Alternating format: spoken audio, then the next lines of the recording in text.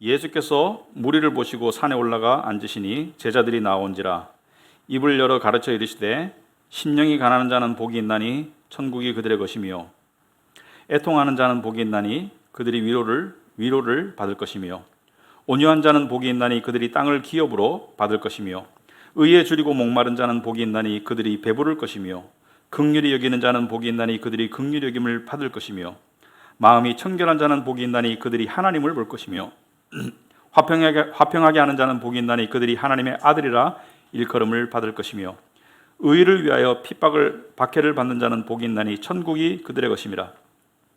나로 말미암아 너희를 욕하고 박해하고 거짓으로 너희를 거슬러 모든 악한 말을 할 때에는 너희에게 복이 있나니 기뻐하고 즐거워하라. 하늘에서 너희의 상이 큼이라. 너희 전에 있던 선지자들도 이같이 박해하였느니라. 아멘. 앉으시기 바랍니다. 기도하도록 하겠습니다.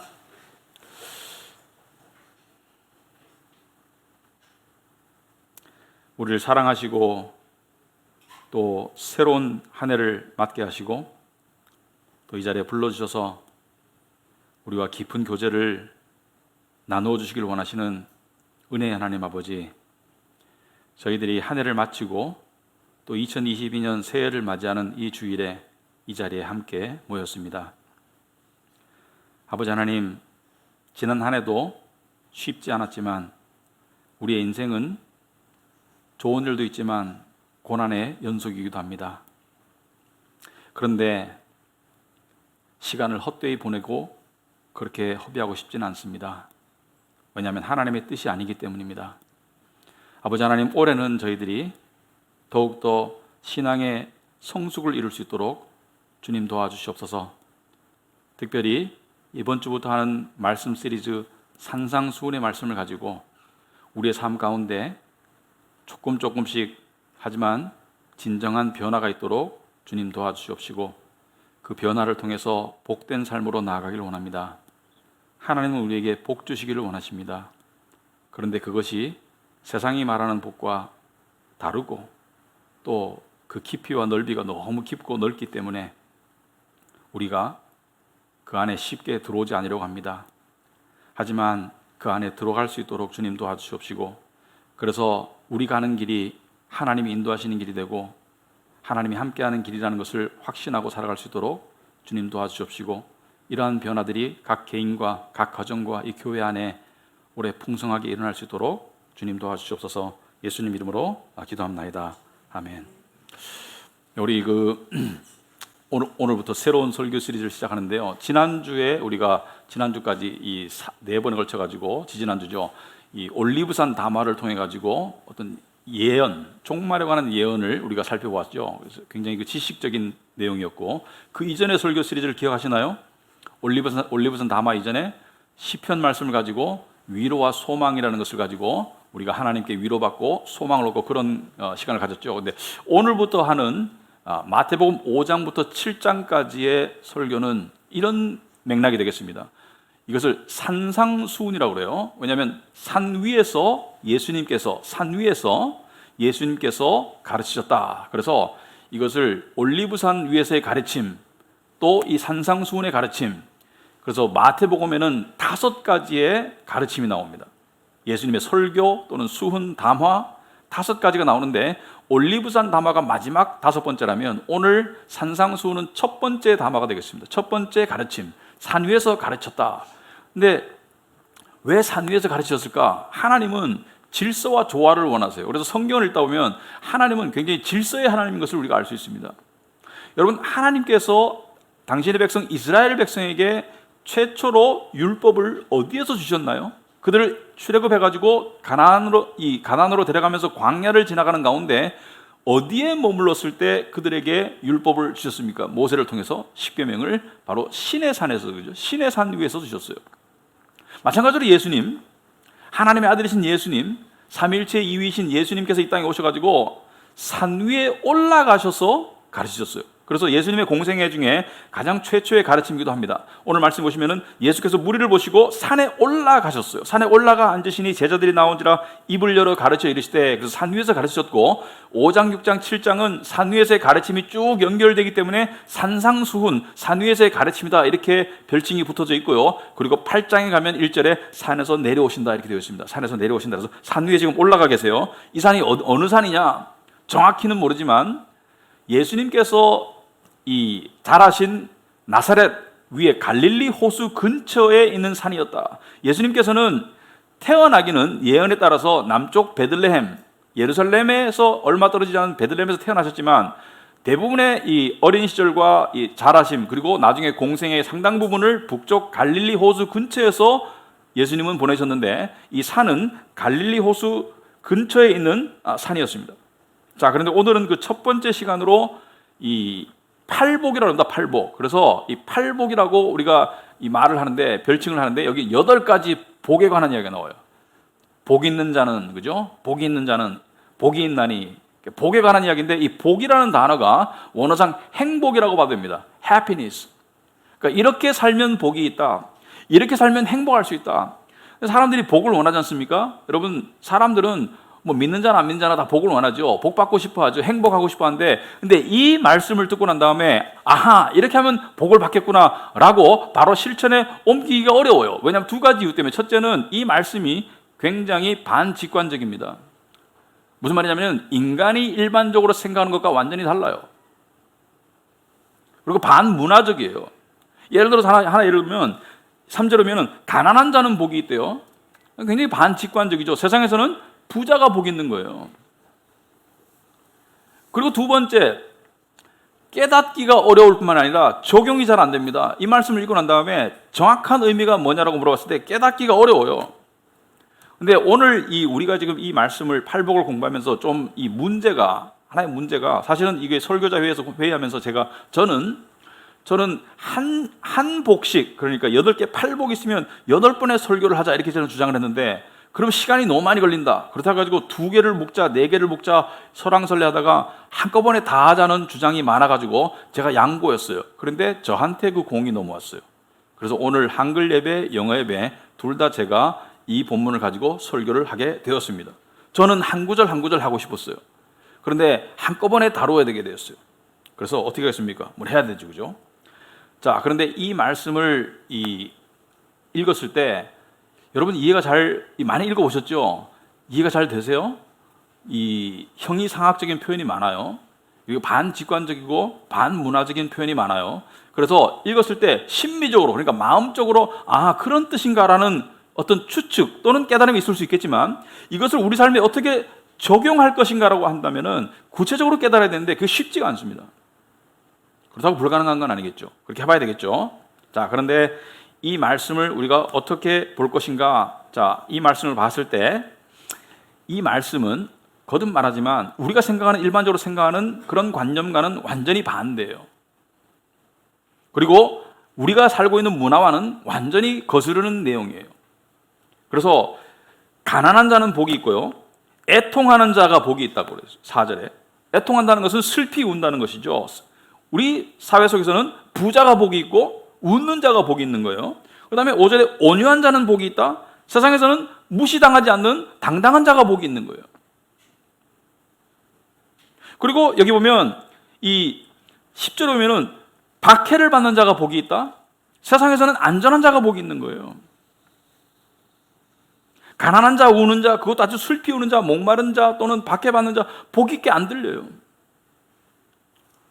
그렇다면, 그런데 성경 말씀이 진리라면 가난한 자가 복이 있다는데, 그러면 가난한 게 어떻게 복이 될 수 있는가? 우는 자가 복이 있다는데 우는 게 어떻게 복이 될 수 있는가? 온유한 자가 복이 있다는데 어떻게 온유하게 될 수가 있는가? 어떻게 복이 될 수 있는가? 그래서 우리는 이 팔복의 의미를 제대로 먼저 깨달아야 된다. 이게 무슨 뜻이냐 도대체. 여러분들에게 종이를 나눠주고 지금 예를 들어서 한 절만 놓고 가난한 자는 복이 있나니 천국이 그들의 것이며 그 의미를 한번 적어보세요 라고 하면 답이 여러 가지 나올 거예요. 한 구절 더 내려가서 애통하는 자가 왜 복이 있다고 생각합니까? 여러분 생각해 보시면 애통하는 자가 왜 복이 있을까? 이 팔복을 어떻게 우리가 이해를 해야 될까? 더 나아가서 산상수훈 전체를, 이 팔복은 산상수훈에서 첫 번째 가르침인데 산상수훈 전체를 5장부터 7장을 어떻게 이해해야지 성경적으로 제대로 이해할 수 있을까? 제가 택한 길은 이것입니다. 이것이 유일한 길은 아니에요. 하지만 제가 택한 성경적인 길은, 이 본문을 이해하기 위한 성경적인 관점은 이것입니다. 여러분, 이것이 예수께서 새로이 주신 율법을 이렇게 다시, 그러니까 같은 율법을 다시 예수께서 주신 거예요. 새로운 언어로 주신 거예요. 그런데 율법의 핵심이 뭔지를 알고 이 각각의 내용들을 살펴보면 우리가 그 의미를 알 수 있다고 생각합니다.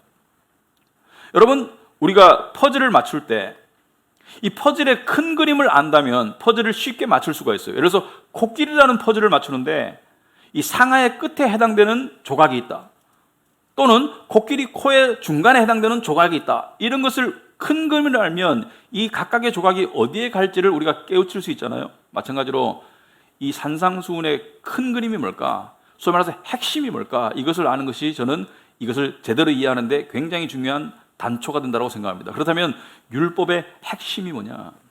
여러분, 율법의 핵심이 뭐예요? 예수께서 복음서에 보면은 율법의 핵심을 말씀하셨어요. 율법사와의 대화 속에서 핵심을 말씀하셨는데 그 중에 하나가 마태복음 22장에 보시면은 한 율법사가 예수를 시험하여 묻되, 선생님, 율법 중에서 어느 계명이 크니까? 여기서 크니까라를 다른 표현으로 말하자면은 율법의 핵심이 뭡니까? 율법의 이 엑기스가 뭡니까? 에센스가 뭡니까? 예수께서 이르시되 네 마음을 다하고 목숨을 다하고 뜻을 다하여 주 너의 하나님을 사랑하라. 사랑이 핵심이라고 말씀하시는 거예요.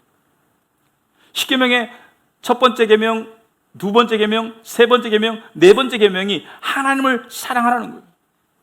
이것이 제일 큰 계명이고, 둘째는 네 이웃을 네 몸과 같이 또 똑같이 말하죠. 사랑하라.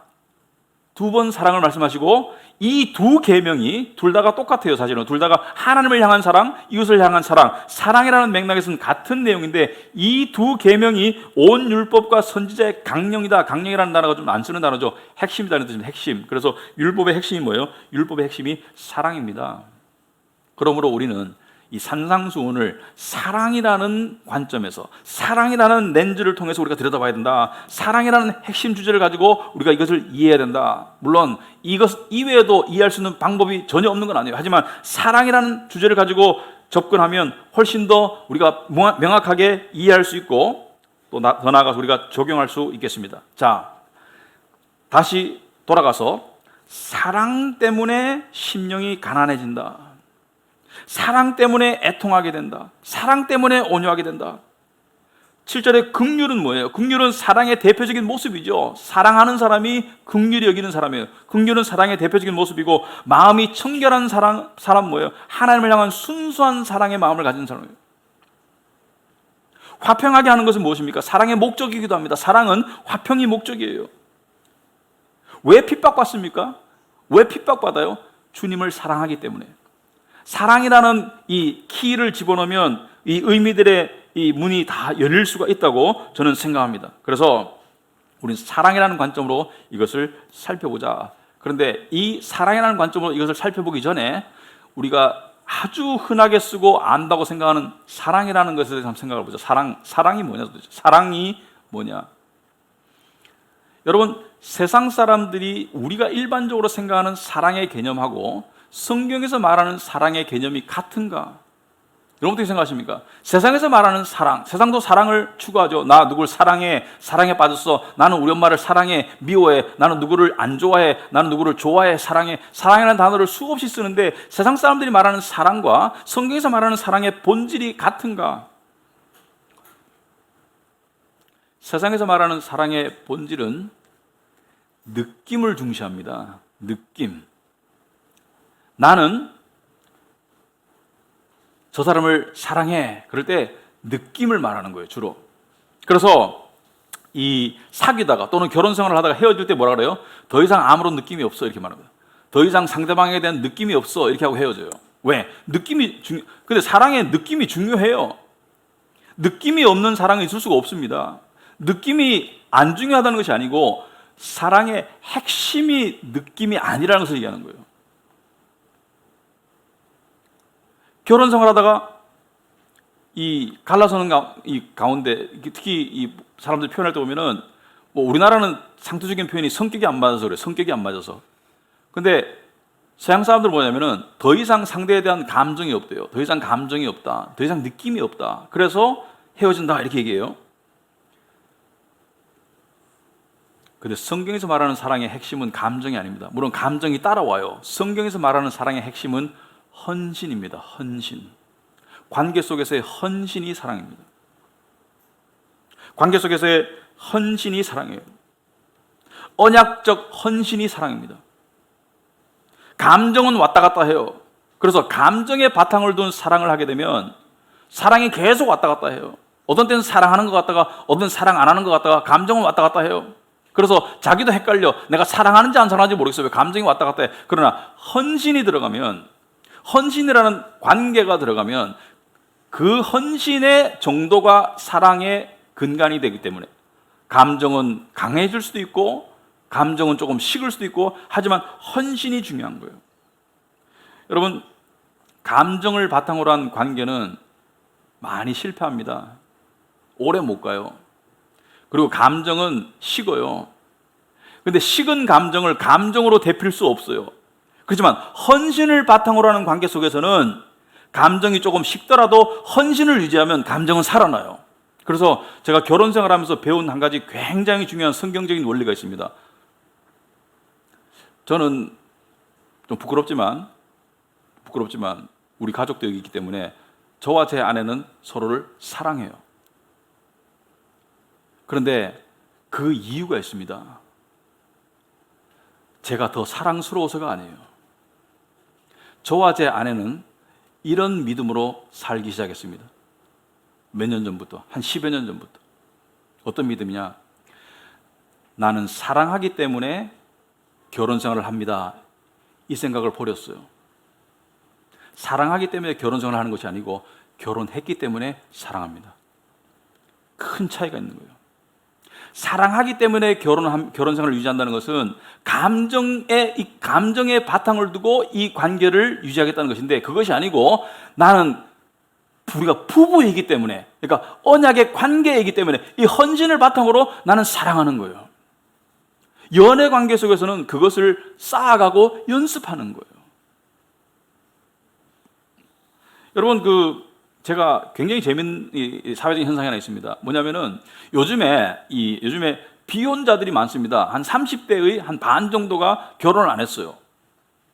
그런데 비혼 중에서 이 자발적인 비혼이 있습니다. 성경적으로 전혀 문제 없습니다. 나는 독신으로 살겠다. 전혀 문제 없어요. 사도 바울이 그랬죠. 독신으로 지내도 괜찮다. 그런데 비자발적인 비혼도 많아요. 나는 결혼하고 싶은데 결혼이 안 돼요. 근데 제가 이 결혼 정년기 때는 글쎄요, 스님 지원자나 이 성당의 신부님 지원자 빼고는 거의 대부분 결혼을 했던 것 같아요. 근데 오늘날 이 청년들이 오면 그때 청년들보다 훨씬 더 인물도 좋고 여러 가지 면에서 좋은데 왜 이 결혼이 잘 안 될까? 근데 그 이유가 여러 가지가 있겠죠. 한 가지는 아니고 여러 가지 있을 거예요. 근데 그 중에 큰 이유가 이것이라고 생각합니다. 뭐냐면은 옛날과 지금과 만남의 기회가 옛날이 더 현재에 있는가? 저는 그렇지 않다고 생각해요. 오늘날도 얼마든지 만남의 기회는 있어요. 그런데 오늘날 만날 때 이렇게 상대의 관심을 가질 때 썸 탄다고 그러더라고요. 썸 탄다. 연애가 아니고 썸을 탄다 이렇게 말하죠. 옛날에는 뭐예요? 짝사랑한다 이렇게 했습니다. 짝사랑한다. 용어가 달랐어요. 관심을 가진다, 짝사랑한다. 그런데 굉장히 큰 차이가 있습니다. 요즘에 썸 타는 이 처녀 총각들의 이 상황을 보면은 이 썸을 타요. 썸을 탄다는 것은 감정이 있다는 거예요. 약간 호기심이 있다는 거예요. 그 호감이 있고 감정인데 썸을 타다가 약간 감정이 약간 삐뚤어지잖아요. 약간 감정이 식잖아요. 그럼 바로 그냥 중단해 버려요. 물론 스토커가 되면 안 되겠지만은 썸을 타다가 이렇게 약간 감정이 식으면 바로 그냥 없던 일로 해버려요.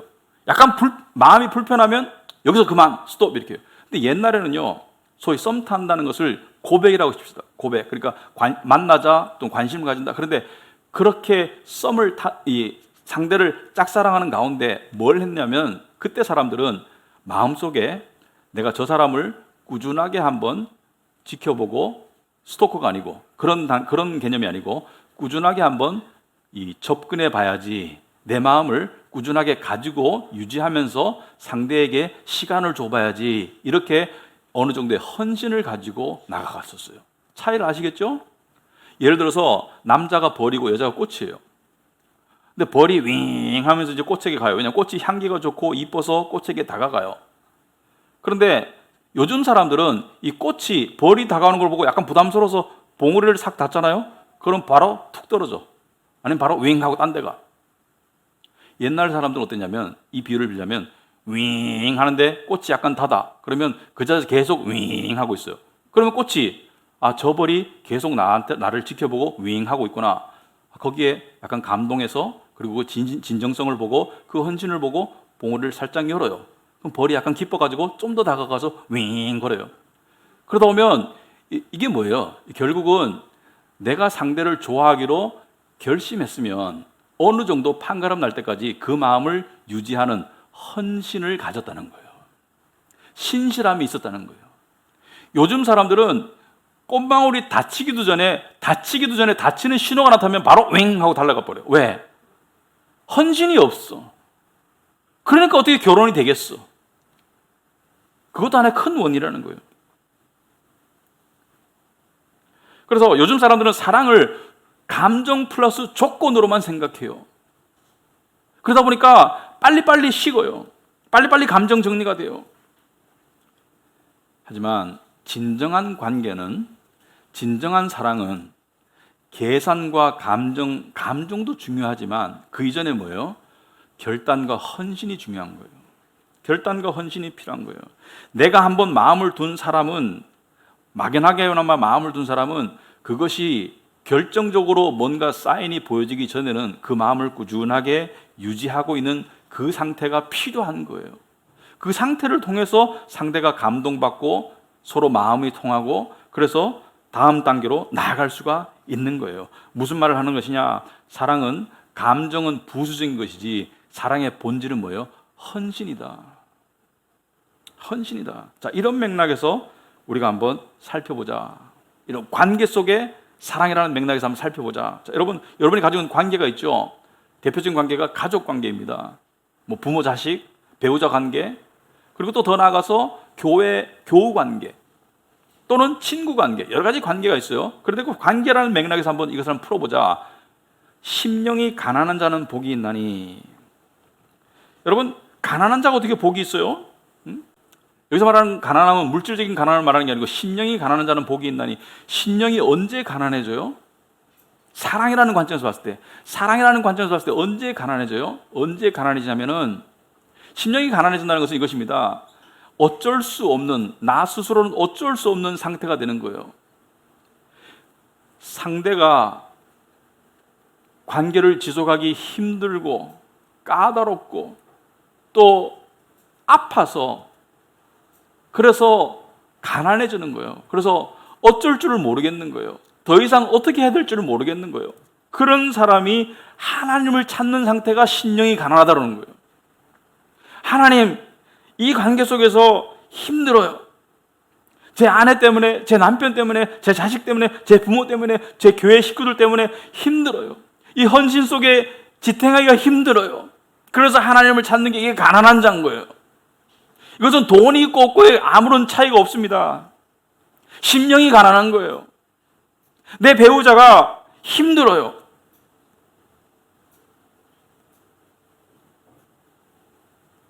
하나님을 찾는 거예요. 여러분, 가족이나 어떤 또 뭐 교우 관계나 속에서 문제가 생겼어요. 문제가 생겼을 때 내가 도저히 이 상황을 어떻게 해야 될지 모르겠어. 화밖에 안 나. 절망밖에 안 돼. 그때 하나님 앞에 엎드리는 게 이게 가난해지는 거예요.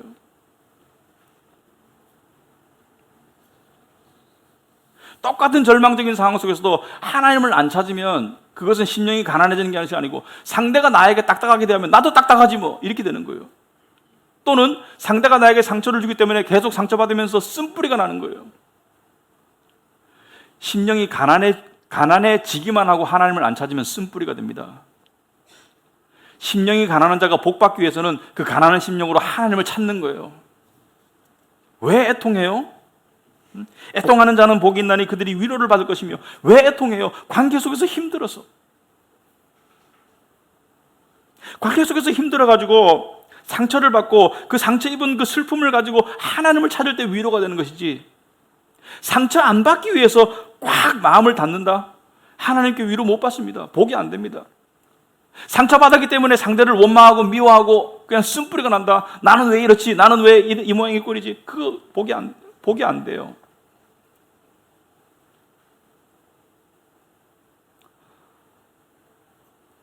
며칠 전에 제가 거의 잔소리를 요즘은 거의 안 한 지가 꽤 오래됐는데, 요번 주에 제가 좀 힘들었어요. 왜냐하면 금요 예배, 오늘 영어 예배, 이 영어 예배가 점점 더 힘들어져요. 제가 영어로 40분 이상 설교한다는 게 점점 힘들어요. 오늘 주일 예배, 그래서 남들 다 연말에 이렇게 연말 분위기, 크리스마스, 저는 굉장히 바쁜데 힘든데, 그래서 스트레스를 받았는지 어떤지 모르지만 제가 평소에 안 하던 짓을 했습니다. 아침에 일어나자마자 제 아내에게 잔소리를 퍼부었어요. 근데 1절만 했으면 되는데 방을 나갔다가 들어와서, 그러니까 제 아내 입장에서는 자다 일어났는데 무슨 앞뒤 전후도 없이 잔소리 딱 들었으니까 기분이 좋겠어요, 안 좋겠어요? 그 잔소리를 2차 공격을 했어. 똑같은 레파토리를. 그 직성이 풀렸어. 제가 잔소리를 딱 하고 났는데 딱 나오고 생각하니까 저도 인간이니까, 목사니까 깨달아야 될 거 아니에요. 이거 뭔가 잘못했어. 내가 보니까 2절까지 했는데 좀 잘못했어. 어떻게 아침에 그것도. 근데 다시 문을 살짝 열고 보니까 누워 자던 사람이 엎드려 있어. 나중에 보니까 기도하고 있었던 것 같아요. 그리고 나중에 생각해보니까 불싸, 그날이 생일이었어요. 집사람 생일날 잔소리했어. 와, 이 자리에 서 있으면 안 돼요. 생일날 똑같은 소리 2번 했어. 그리고 교회에 출근했어요. 그런데 이게 사과도요, 이게 힘들어요, 사실은. 근데 저의 부부가 언약의 관계인 것을 믿기 때문에 사과는 분명히 할 거예요. 제가 봐서는 웬만한 여자 같으면 한 일주일은 갈 것 같아. 생일날 잔소리를, 똑같은 잔소리를 2번 들었어. 그래서 제가 문자를 보냈어요. 변명의 여지 없이 내가 잘못했다. 미안하다. 답이 5분 만에 왔어요. 걱정하지 말고 설교 준비 열심히 하세요. 제 생각에는 하나님을 향한 엎드린 기도가, 제 아내의 마음이 불편했겠죠. 심령이 가난해졌겠죠. 아마 슬픈 생각도 들었을 거예요. 내가 생일날 아침에 생일 축하해 소리가 아니고 잔소리를 2번 들었어. 그렇다고 제가 평소에 계속 잘못하는 건 아니에요. 오해하지 마세요. 잘할 때도 있어요. 근데 해필 생일날. 그런데 제 아내가 저를 용서하는 걸 보고, 와, 심령이 가난해서 하나님 앞에 매달렸었구나, 이런 제가 생각을 했습니다. 여러분, 가난해져도 하나님 안 찾으면 소용없어요. 애통해도 하나님 안 찾으면 소용없어요. 하나님을 찾아야 돼요. 그리고 온유한 자는 복이 있나니 있습니다. 온유한 자는 복이 있나니. 여러분, 온유한 게 뭐예요? 많은 사람들이 온유함을 나약함으로 생각해요. 착한 거. 아닙니다. 예수님이 온유하셨지만 예수님은 채찍을 만들어가지고 분을 내실 줄도 알았어요. 채찍을 만들어가지고 성전 안에서 매매하는 자들을 쫓아내셨어요. 그렇지만 예수님이 온유하다고 그랬어요. 예수님이 온유하다고 예수님이 나약합니까? 십자가를 지셨는데. 온유함은 나약함이 아니에요. 온유함이란 사랑의 관점에서 봤을 때 자기 중심적이지 않은 게 온유함입니다. 온유함이란 섬기는 게 온유함입니다. 온유함이란 하나님이 만든 질서 속으로 들어가는 게 온유함입니다. 구체적으로 말하자면 남자는 하나님의 창조 원리 속에서 그 질서 속에서 들어가가지고 자기의 온유함을 나타내는 거예요. 어떻게? 남자는 먼저 남자가 돼야 됩니다. 남성 우월주의 문화 속에서는 남자들이 괴물로 살았어요. 많은 남자들이 폭군으로 살았어요. 지금은 남자들이 남자의 가장의 역할을 못하는 그런 시대가 되었어요. 남자는 가장이 돼야 됩니다. 가장의 책임과 가장의 권위를 가지고 온유한 마음으로 아내를 사랑해야 합니다. 그게 진정한 온유함입니다. 온유함은 나약함이 아닙니다. 둘째로, 요즘 아내들 어떻게 하면 온유해질 수 있을까? 여러분, 요즘 문화는 어때요?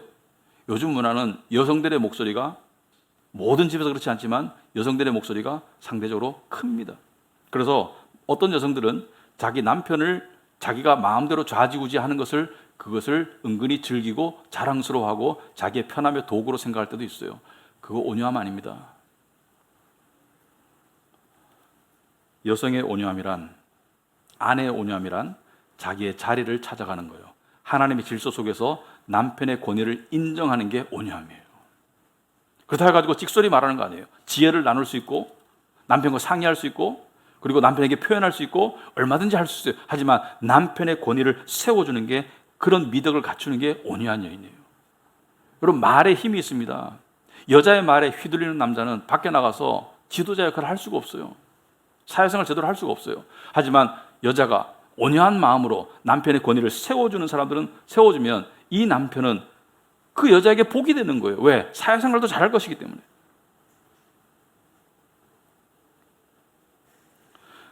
사실 온유함이란 힘들어요. 왜냐하면 자기 손해로 느껴집니다. 자기 중심성을 탈피해야 되기 때문에 굉장히 힘들어요. 하지만 이것이 예수님이 원하는 삶이에요. 이것이 심령이 가난해지는 것이고, 이것이 애통하는 것이고, 이것이 온유해지는 것이에요. 마음이 부서지지 않고는 성숙으로 나아갈 수 없습니다. 올해 우리가 마음이 부서질 수 있기 바랍니다. 하나님의 은혜로 부서질 수 있기 바랍니다. 각자의 삶의 부름의 현장에서 부서질 수 있기 바랍니다. 예수께서 말씀하셨죠. 내가 진실로 진실로 너에게 이르노니 한 알의 밀이 땅에 떨어져 죽지 아니하면 한 알 그대로 있고 죽으면 많은 열매를 맺느니라. 그래서 죽는 게 뭐예요? 죽는 게 바로 자기 중심성에서 부서지는 거예요. 예를 들어서 집에 있으면, 집안에 있으면 설거지가 쌓여 있어요. 온유하지 않은 사람이 생각합니다. 이 설거지 누가 해야 되는데 안 하고 말이야. 짜증부터 나죠. 온유하지 않을 때. 하지만 온유할 때는 어떻게 됩니까? 온유할 때는 힘들겠구나, 내가 해야지. 이게 온유함입니다. 근데 온유하지 않은 마음만 모였으면 그 공동체, 그 가정은 엉망이 돼요. 싸움과 서로 냉랭함과 서로 이 쓰라림밖에 없어요. 하지만 온유함이 모였으면 다 행복해요. 왜? 다 복돼요. 왜? 서로 섬기기 때문에. 근데 그러기 위해서는 뭐가 필요해요? 헌신이 필요해요. 헌신. 이 관계는 하나님이 부르신 관계라는 헌신이 필요해요. 여러분, 가정 명백하게 하나님이 부르신 공동체입니다. 교회 특별한 사인이 없는 한 하나님이 부르신 공동체예요. 그 안에서 헌신이 필요한 거예요. 근데 요즘 사람들이 헌신을 안 좋아해요. 왜? 헌신은 이러한 이 가난해짐 또는 슬픔 또는 때로는 억울함 또는 온유함, 자기중심성의 탈피, 이런 것들을 요구하기 때문에 사람들은 헌신의 관계를 원하잖아요. 사람들은 뭘 원해요? 사람들은 만나서 서로 즐거운 관계, 서로 이익이 공유되는 관계, 서로 만나가지고 그냥 기쁜 관계, 이런 관계를 원하는데, 이런 관계는 그냥 취미생활의 관계이지 사랑이 자랄 수 있는 관계가 아니에요. 여러분, 사랑이 자랄 수 있는 관계를 맺어가야 돼요. 그래야 성화를 할 수가 있어요. 여러분의 삶 가운데 한번 종이를 주고 한번 적어보라고 하는데, 내가 사랑이 자랄 수 있는 관계가 어떤 관계인지 한번 적어보라고 하면, 대표적으로 내가 의미 있게 관계를 맺고 그 안에서 정말 심령이 가난해지고 애통하고 함께 울고 함께 기뻐할 수 있는 그런 관계가 얼마나 되는지 한번 적어보시라. 그랬을 때 그것이 너무나 적을 사람이 없으면 지금 성화가 안 되는 거예요. 인간관계 속에서 성화가 되는 거예요.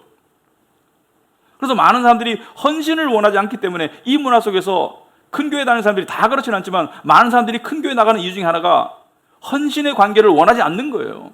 그냥 예배 갔다 왔다는 그것만, 종교 생활만 원하지 진정한 의미 있는 관계를 원하지 않는 거예요. 왜? 헌신은 불편하기 때문에. 헌신은 때때로 불편합니다.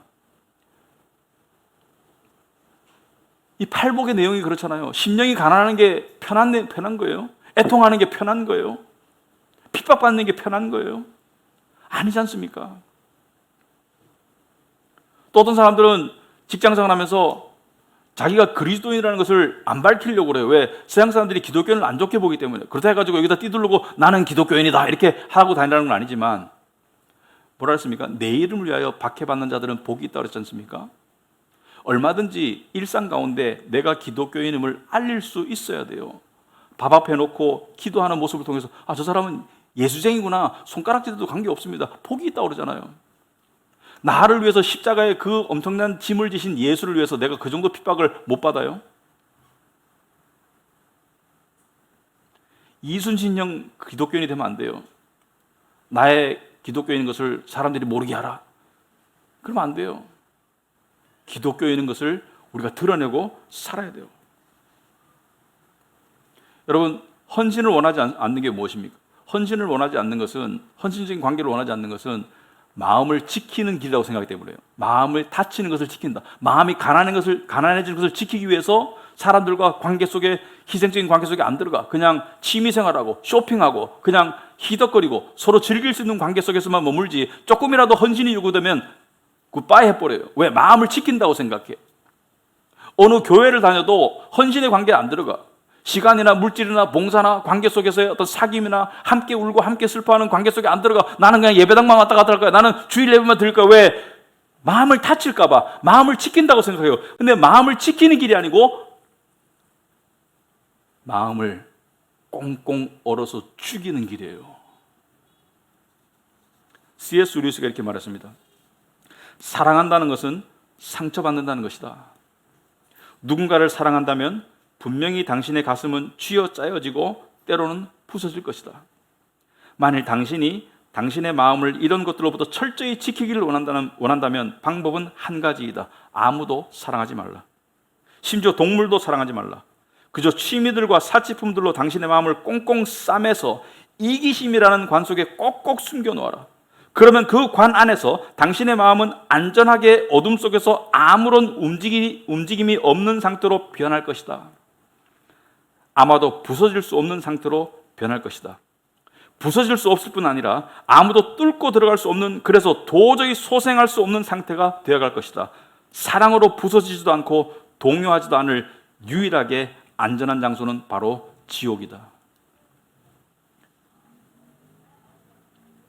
그리스도인으로서 자란다는 것은 상처받을 준비가 돼야 돼요. 나는 취미생활, 쇼핑, 적당한 거리두기, 그래서 마음 안 불편하고 상처 안 받고 사람들하고 깊숙하게 맺어봤자 상처밖에 더 받겠어? 교회 다녀도 적당히 거리두고, 어떤 분들 이런 말 하는 분 있어요. 목사님하고 거리두기를 원했다고. 왜? 목사님 때문에 상처받아가지고. 아니 근데 교회는 잘 선택해야 되지만,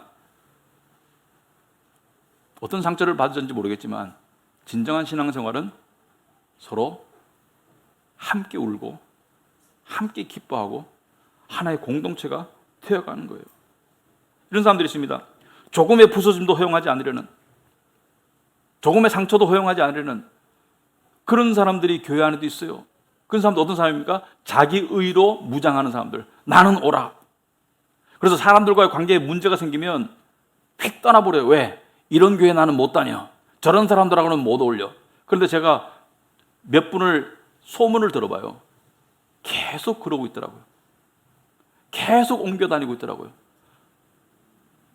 죽을 때까지 그러면 그 무슨 의미가 있습니까? 하나님이 원하시는 것은 심령이 가난해지라는데, 애통하라는데, 나는 애통하기 싫어. 나는 가난해질 수 없어. 나는 부러지지 않을 거야. 나는 상처받지 않을 거야. 나는 내 마음을 꼭꼭꼭꼭 지킬 거야. 그 지키는 게 아니죠. 그건 지키는 게 아니에요. 마음이 딱딱해지고 마음이 차가워지는 거예요. 여러분, 이러한 팔복의 삶을 살다 보면 다 깨닫습니다. 뭘 깨닫습니까? 우리에게 의의가 없다는 것을. 우리는 예수 그리스도의 가르침을 따라 살 수 있는 그런 자격이나 의의가 없어요. 그런 능력이 없어요. 그래서 의의에 굶주리게 됩니다. 죄를 깨닫고 의의에 굶주리게 됩니다. 의의에 굶주린다는 것은 하나님을 굶주리는 거예요. 왜? 하나님만이 의를 줄 수 있어요. 그래서 실제로 보시면 의에 줄이고 목마른 자는 복이 있나니 그들이 배부를 것이며, 의에 줄이고 목마른 자는 복이 있다고 그랬어요. 의에 줄인 사람은 누굴 찾습니까? 의를 주시는 예수님을 찾는 거예요. 그래서 복이 있는 거예요. 그리고 이렇게 팔복의 삶을 살면서 마음이 부서지고 마음이 가난해진 사람에게서 뭐가 나옵니까? 긍휼이 나옵니다. 긍휼. 왜? 자기가 아파봤기 때문에, 자기가 무너져봤기 때문에, 자기가 부서져 봤기 때문에 남도 불쌍히 여길 줄 아는 긍휼의 마음이 나오죠. 그래서 7절에 긍휼히 여기는 자는 복이 있나니 다 연결된 거예요. 그러한 팔복에 사는 삶을 사는 사람들은 마음이 청결해집니다. 마음은 자신감으로 깨끗해지는 게 아니에요. 마음은 눈물로 깨끗해지는 거예요. 마음은 부서짐으로 깨끗해지는 거예요. 그래서 마음이 부서지고 마음이 아파서 그 속에서 하나님을 찾던 사람들이 하나님을 보게 되는 거예요. 그리고 결국 사랑의 목적은 화평입니다. 가정에서 화평, 교회에서의 화평, 지금 화평 아닌 상태가 있다면 그 화평 상태로 나가기 위해서 하나님이 내게 요구하시는 것이 무엇인가를 생각해 보시기 바랍니다. 그게 잘 안 되는 이유는 하나님이 죽으라는 죽음을 죽기 싫은 거예요. 안 죽을 이유를 자꾸 대는 거예요. 자꾸 이유를 상대에게 갖다 붙이는 거예요.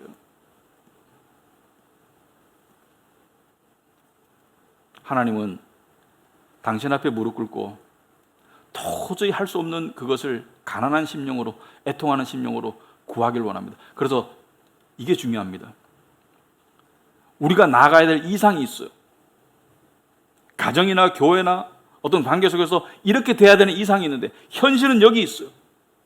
현실은 여기 있으면 이 사이가 광야예요.